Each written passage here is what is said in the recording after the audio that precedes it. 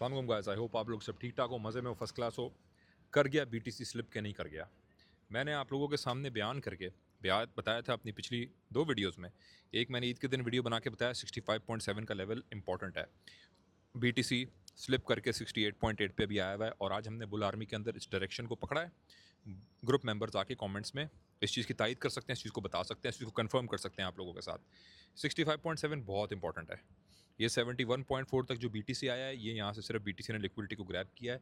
65.7 important है, इसकी testing अच्छी है। और मैं जैसे पिछली वीडियो में, इससे पहली वीडियो आप स्क्रॉल करके देखें, मैंने बताया कि हीट मैप के मुताबिक 65 से लेकर 68 का जो लेवल है, यहाँ पे बहुत मेजॉरिटी लिक्विडिटी पड़ी है।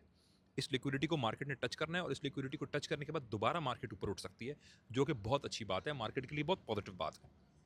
ऑल्ट्स का क्या करें? ऑल्ट्स में हम फंसे हुए हैं, मेजॉरिटी अवाम ऑल्ट्स के अंदर है। मैं जानता हूँ, मैं समझता हूँ, ऑल्ट्स ने रुलाया है, ऑल्ट्स ने फंसाया है। आज मैंने कमेंट देखा भाई का, जिसमें उन्होंने बोला कि यार पोल्का डॉट क्या कभी जाएगा 10 से ऊपर? क्या वो कभी ऊपर जाएगा भी? क्या हम एक्सआरपी को कभी 2.5 से ऊपर देखेंगे? क्या हम दोबारा लिंक को 34 पे देखेंगे? क्या हम इथीरियम को 4000 पे देखेंगे? भाई बिल्कुल देखेंगे यार, वक्त लग रहा है, टाइम लग रहा है। मसला ये नहीं है, मसला असल ये है कि गोल्ड में पैसा फंस रहा था। सारी लिक्विडिटी जो मार्केट में इंजेक्ट हुई है, इस वॉर सिचुएशन की वजह से गोल्ड में फंस रही थी। देखें, जब ये गोल्ड ऊपर जाया जा रहा था, सिल्वर भी ऊपर जाना शुरू हो गया, तो सबसे बड़ा जो सवाल मेरे जहन में उस वक्त होता था, वो यही होता था, जिस पे मैंने वीडियो बना के भी पूछा था, अपने दोस्तों से भी मैं डिस्कस करता था कि यार ये इतनी बड़ी एक्यूमुलेशन जो हो रही है, ये कौन सा ऐसा मैस इवेंट आने वाला है जिसकी वजह से हो रही है? हमें पता चल गया, वो था ईरान एंड यूएस का कॉन्फ्लिक्ट, वो था यहाँ पे लगने वाली ये जंग, स्ट्रेट ऑफ हॉर्मुज़ का बंद होना, इन्फ्लेशन का ऊपर जाना, ये सारी चीज़ों की वजह से हुआ। अब इंशाल्लाह ये चीज़ हमारी हल होते हुए हमें नज़र आ रही है। ट्रंप ने भी जो है हिंट दिया है कि मामला हल होने के ऊपर बातचीत हो रही है। वो इतना बड़ा दुनिया का लीडर झूठ तो नहीं बोलेगा ना, बेशक दूसरी साइड ने उसको रिजेक्ट किया, डिनाई किया उसकी बात को, लेकिन कोई ना कोई तो दरवाजे के पीछे कोई ना कोई तो बात चल रही है। अभी ये भी न्यूज़ है कि पाकिस्तान के अंदर कोई ना कोई बात वो आपस में करने लगे हैं, ऑफर किया पाकिस्तान ने। कहने का मकसद है कि पॉजिटिविटी की तरफ हम जा रहे हैं।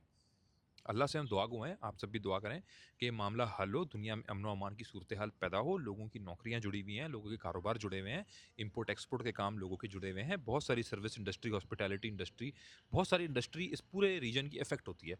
और जब ये रीजन इफेक्ट होता है ना, तो ये ना कोई समझे कनाडा में बैठा हुआ बंदा, इंडिया में बैठा हुआ बंदा, पाकिस्तान में बैठा हुआ बंदा, चाइना में बैठा हुआ बंदा, कि वो यहाँ से यहाँ की इंडस्ट्री से पाक है। भाई ये बहुत बड़े कंज्यूमर्स हैं, ये इम्पोर्टर्स हैं। ये जीसीसी की दुनिया एक इम्पोर्ट ओरिएंटेड दुनिया है।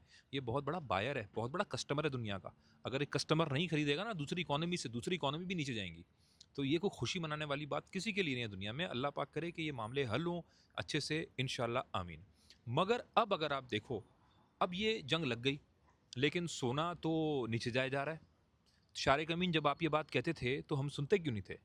जब ये बात मैं आपसे बयान कर रहा था जनवरी से कि सोना टॉप मार चुका है, सोना अब नीचे आएगा, सोने को शॉर्ट करेंगे, गोल्ड में लेजेंडरी शॉर्ट ढूंढेंगे, लोग मजाक उड़ाते थे। गोल्ड कहाँ आ रहा है अब? ट्रिलियंस ऑफ डॉलर गोल्ड में से हर हफ्ते वाइप आउट हो रहा है कि नहीं हो रहा?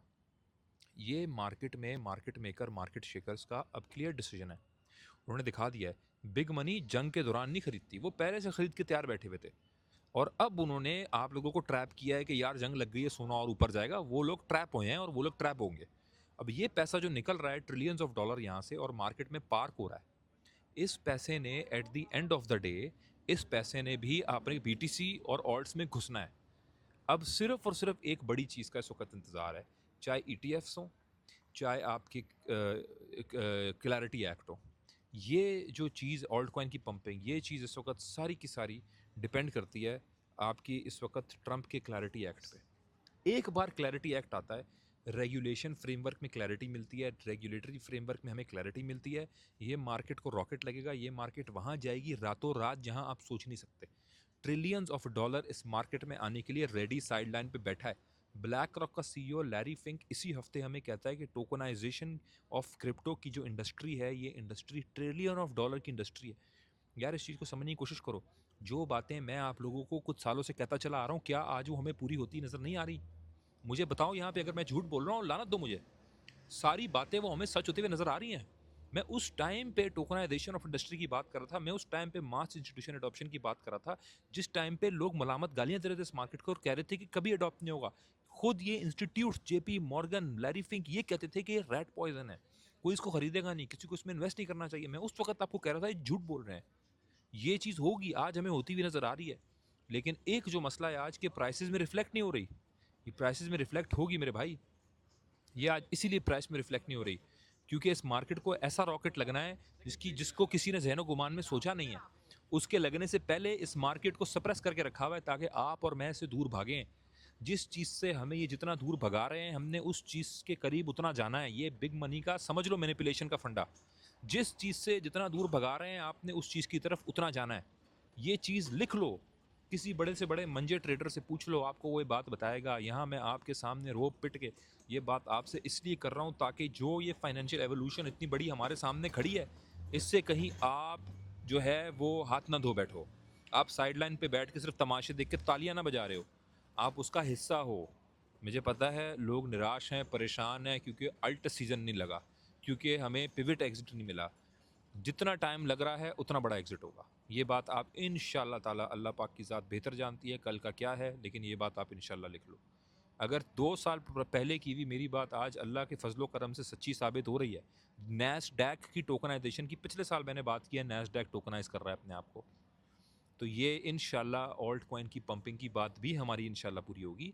इंटैक्ट रहो, सब्र करो, तहम्मुल रखो, बैग्स ऐड करो। डीसीए मारना है, डीसीए करो, बैग्स को ऐड करो। मेरी ये स्ट्रैटेजी है, मैं ये काम कर रहा हूँ। आपको यार नहीं समझ आता, आप ना करो, बेशक ना करो, लेकिन एक बात याद रखो कि एक टाइम पे बीटीसी के बारे में, बिटकॉइन के बारे में भी लोगों का यही गुमान था और सब के सब एकदम हाथ धरे बैठ गए, गलत साबित हुए। जो 16 पे नहीं खरीदना चाह रहा था वो 70, 80, 90 पे आज खरीदने की बात करता है।